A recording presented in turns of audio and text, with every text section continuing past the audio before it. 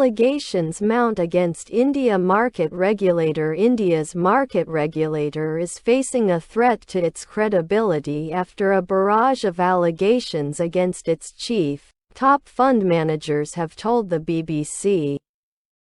Multiple charges, mostly around conflict of interest, have surfaced against Madhabi Puri Buch, chairperson of the Securities and Exchange Board of India, SEBI. From at least 4 different corners over the past month.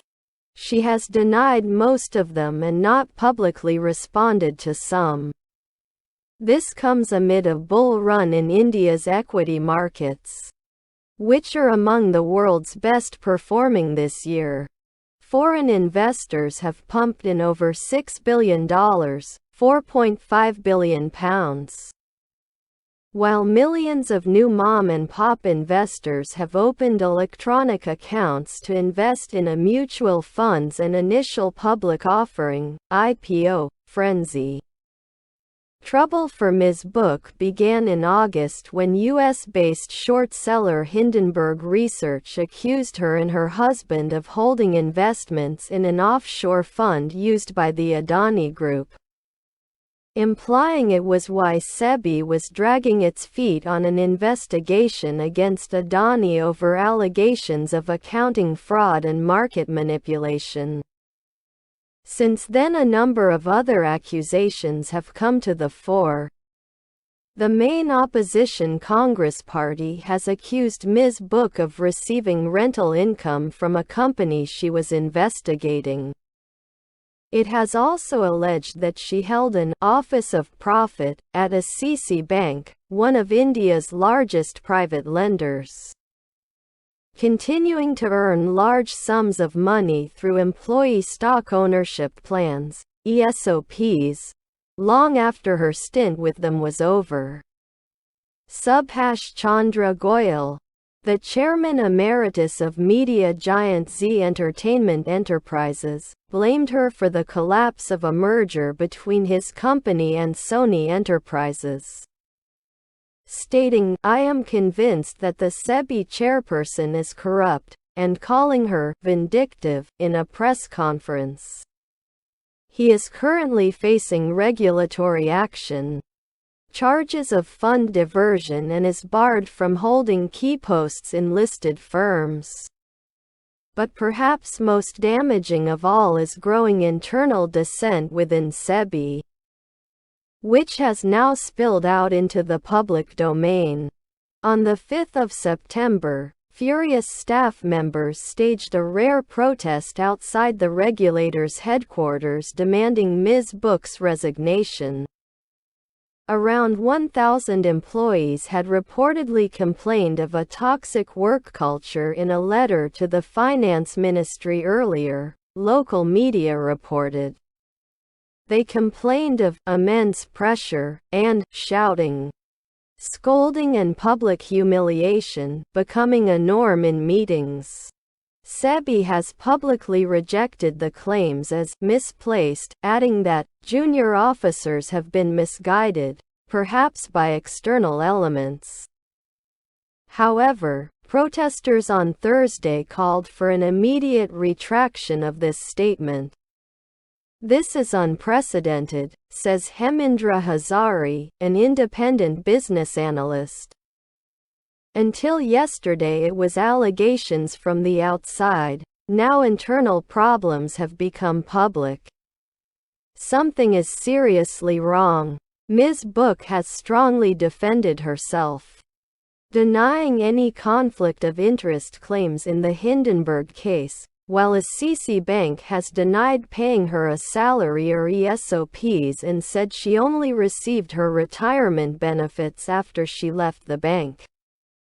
The SEBI chief has so far not made a public statement on protesting employees or the criticisms leveled at her by Mr. Chandra.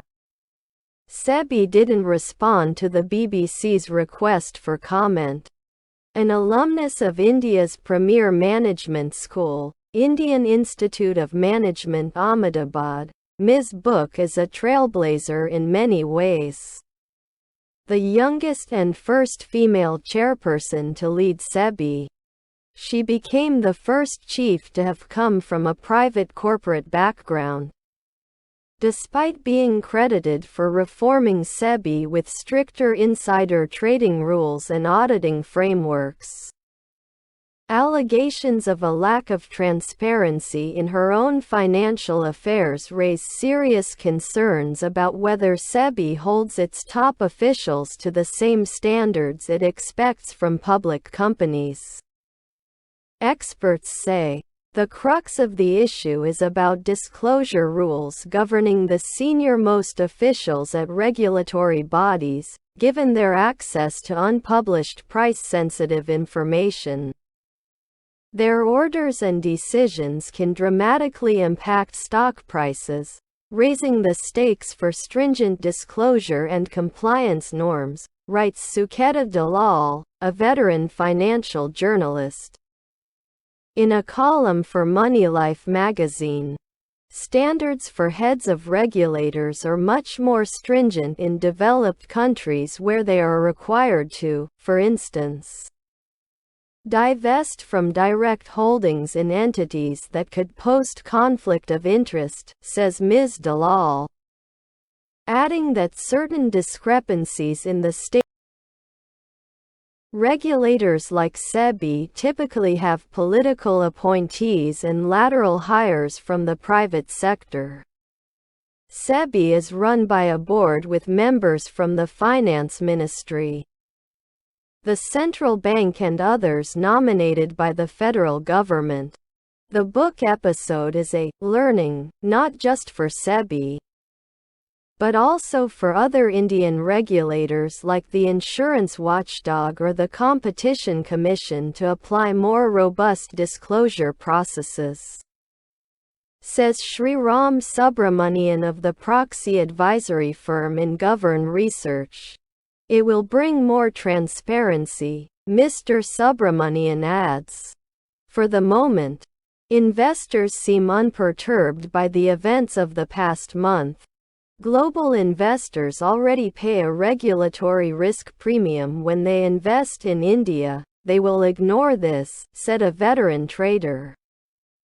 But things could take a turn for the worse if the controversy snowballs further, says Mr. Hazari. Institutional money can flee if internal warnings go out around compliance issues. And then retail investors will slowly start pulling out of the market, he adds. With pressure mounting from both outside and inside SEBI, some say Ms. Buch is now faced with the very real question of leaving her post. Her position was untenable a few weeks ago, but has become increasingly unsustainable now. Subhash Garg, a former finance secretary, told journalist Barkha Dutt on Mojo Story, a digital outlet, a resignation or a suspension would be seen as an admission of guilt, which neither Ms. Buch nor the government would want. At least 3 market experts the BBC spoke with said the most likely outcome of the controversy will be that Ms. Buch's appointment won't be renewed. Her current 3-year tenure as chairperson ends in February 2025. For me, what's most astounding is that the government has been totally silent. They need to step in now. When serious allegations are made against the head of a regulator, the government or the judiciary are the only higher authorities which can authorize a credible investigation, said Mr. Hazari. Others have also called for the board of SEBI to step in and publicly address the allegations.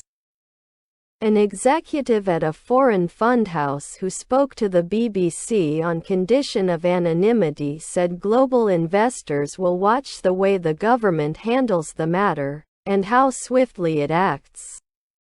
This will affect investor sentiment going forward, he said.